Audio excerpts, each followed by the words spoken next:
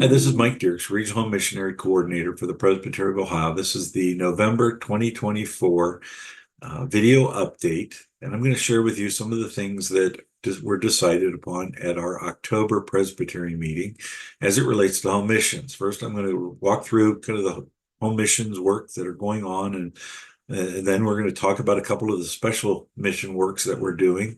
And then finally, I'm going to share with you some of the funding and how that works out throughout the presbytery. So first, works.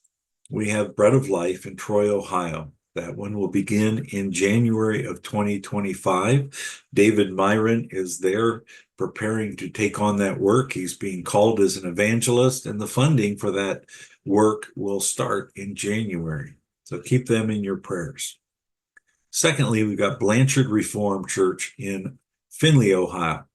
Reverend Joey Baylor is working through the process to get his credentials brought into the OPC, and Lord willing, that mission work will launch in March of 2025. Next, we have Providence OPC down in Louisville, Kentucky.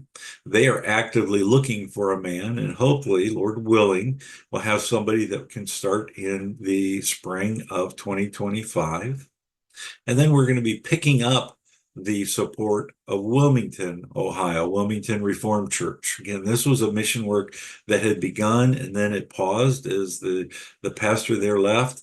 And now as they continue to look for a man, they're hoping, Lord willing, that in the spring they'll have a man, and we will pick back up the support of Wilmington Reformed.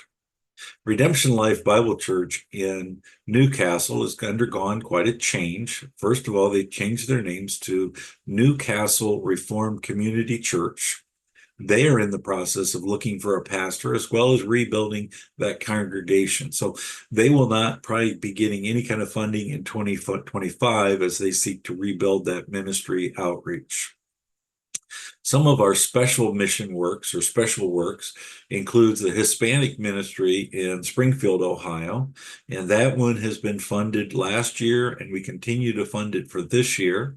But it's a special ministry to the Hispanic community there in Springfield, and there's been a group that's been connected to Living Water for quite some years, and now they're ready to take the step of becoming a mission work, and then from there, Lord willing, become a particular church.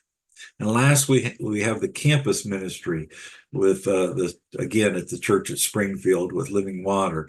They have a unique ministry into Cedarville University, and it's been a large and robust ministry, and it's now requiring additional resources. So we have a man there. We're calling him this month, and he will be taking on that role of ministering into that campus and coming alongside Daniel Doilies as well as the saints there in Living Water to minister to those folks.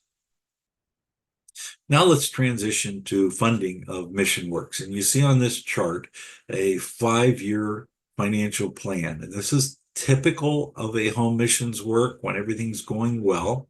If you notice at the very first year, the denomination has a large support number. The presbytery also contributes, and the local church is expected to contribute.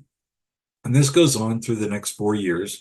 The denominational funding starts to decrease, and Lord willing, as the church grows, the giving at the local church increases. And then by year 5, the denominational support has ended. The presbytery typically, but not always, continues on into the 5th year if it's needed. And then by year 5, the local church should be self-sufficient and be able to continue to pay their pastor and the outreach ministries, as well as other things that church is contributing toward. Now, this next chart shows you how the money is allocated from our presbytery. And you'll notice on this, the pie chart, a large majority goes to home missions. And I just listed all the various things that we're doing, the various mission works, the special mission works. Those are paid for by the presbytery.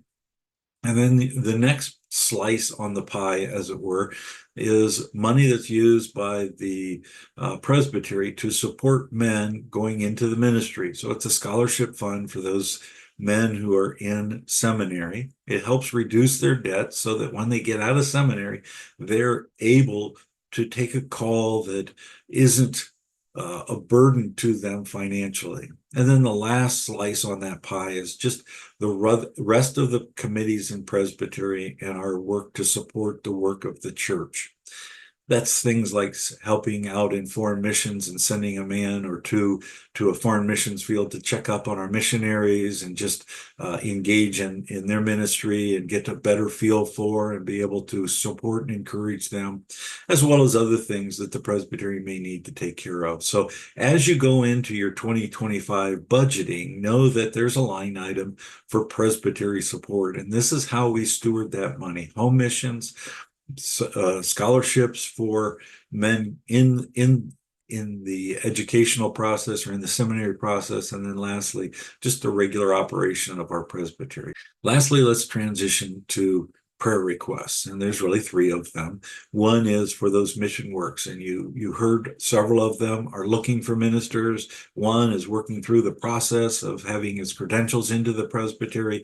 So just pray for those mission works as they seek to labor and to serve the Lord in those various areas. Secondly, pray for those special mission works, the Hispanic mission and the campus ministry.